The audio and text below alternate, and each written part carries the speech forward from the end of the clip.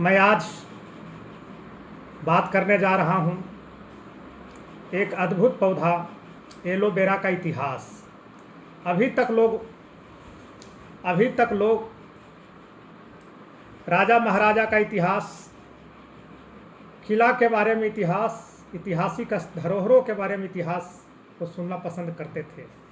लेकिन मैं आज लेकर के आ रहा हूँ इस पौधा जिसको आप लोग पहचानते होंगे, एलोवेरा। इसको घृतकुमारी भी कहते हैं, गवार पाठा भी कहते हैं। इस पौधा के बारे में मैं आज विस्तार रूप से बताने जा रहा हूँ कि आखिर क्यों ज़रूरत पड़ा एलोवेरा के इतिहास बताने की। यह एक अद्भुत पौधा है जिसको सदियों से उपयोग में लाया जा रहा है। ऐतिहासिक पुस्तक पढ़ने से के दरमियान मैंने एलोवेरा का बहुत जगह जिक्र पाया। वैदिक काल से ही एलोवेरा को, इस पौधा को औषधि के रूप में लोग उपयोग करते आ रहे हैं। सबसे पहले हम अध्ययन के दरमियान पाया सुमारियन के नरेश अखंड पुस्तक में लिखित प्रमाण मिला है। इस प्रकार से यह एलोवेरा पौधा 15वीं शताब्दी के यूनानी भाषा के एक पुस्तक में भी इसका जिक्र मिलता है। ईसाई धर्म ग्रंथ बाइबिल में भी इसका आलेख मिलता है। सुमारियन नरेश अखंड शासन काल में इस पौधा का तो यहाँ तक वर्णन मिलता है। यह पौधा लोगों को शक्तिवर्धक के रूप में उपयोग करवाया जाता था, दर्द निवारण के रूप में करवाया जाता था और जख्म भरने में भी इसका उपयोग किया जाता था। इस प्रकार से औषधि के रूप में तो किया ही जाता था। में एलोवेरा का भरपूर उपयोग लिखा हुआ है। उसी प्रकार से उपहार स्वरूप में एक जगह जिक्र मिलता है। नाइकोडेमस जो राजा थे, सबसे पहले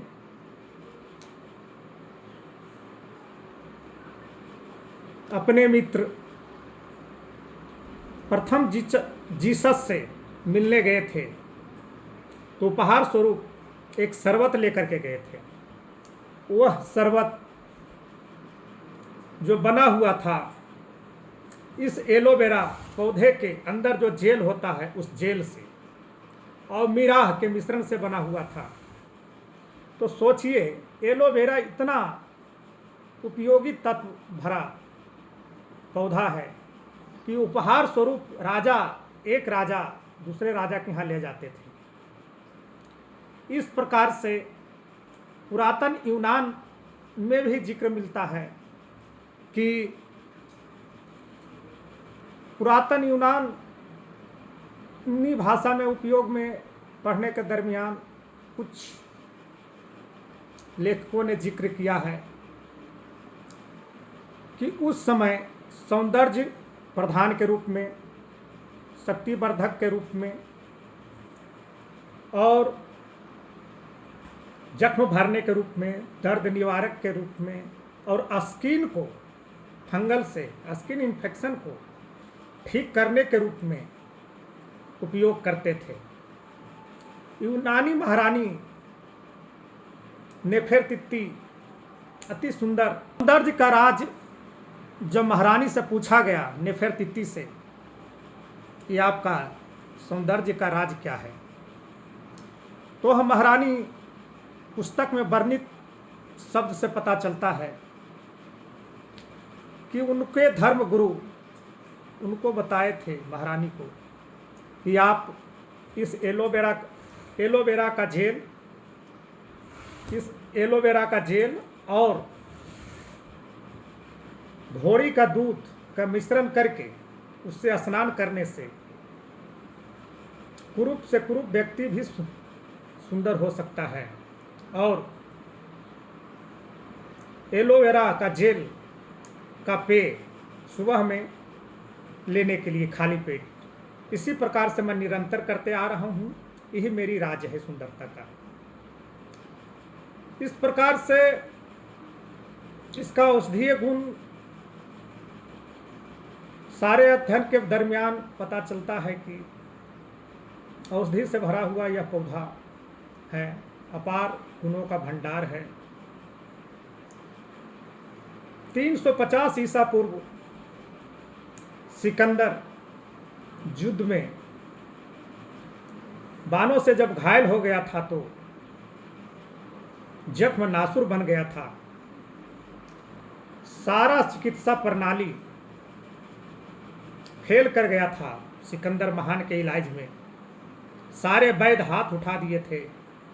उस समय सिकंदर के मुख्य वैद्य व पादरी ने इनको सलाह दिया कि आपका अब इस नासुर को एक ही पौधा ठीक कर सकता है, एक ही बूटी ठीक कर सकता है।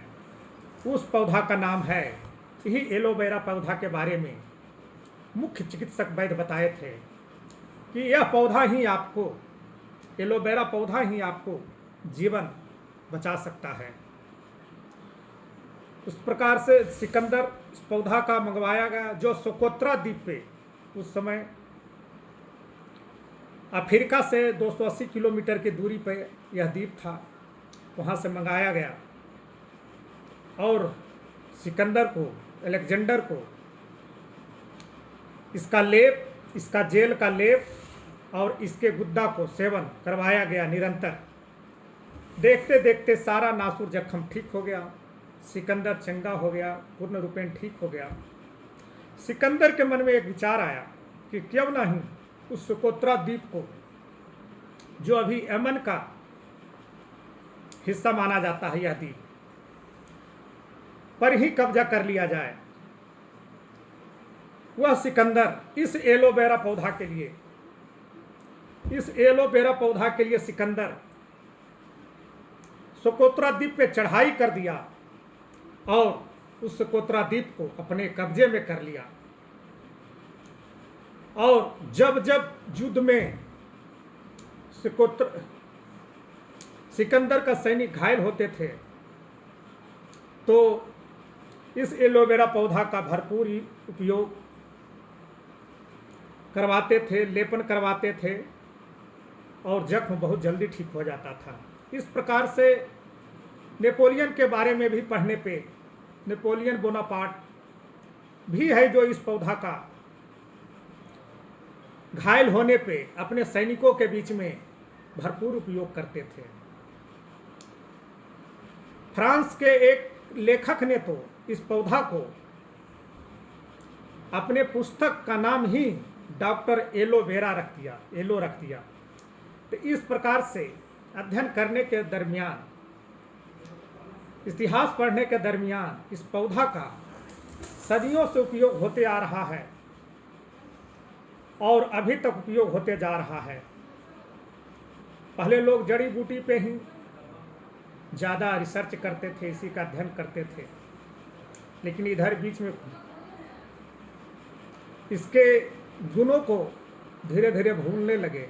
लेकिन पुनः फिर लोग इसके गुण को लोगों के बीच जानकारी देना शुरू किया जा रहा है। अनेक प्रकार की नेटवर्किंग कंपनियां इसके जेल बना करके ले आए हैं। बाबा रामदेव बाबा भी इसका जेल बना करके लोगों के बीच उपलब्ध करा रहे हैं। हमारे सभी आयुर्वेद धर्म ग्रंथों में घृत कुमारी के नाम से इस पौधा का वर्णन मिलता है, कहीं गवार पाठा के नाम से वर्णन मिलता है। हमारे सभी धर्म ग्रंथों में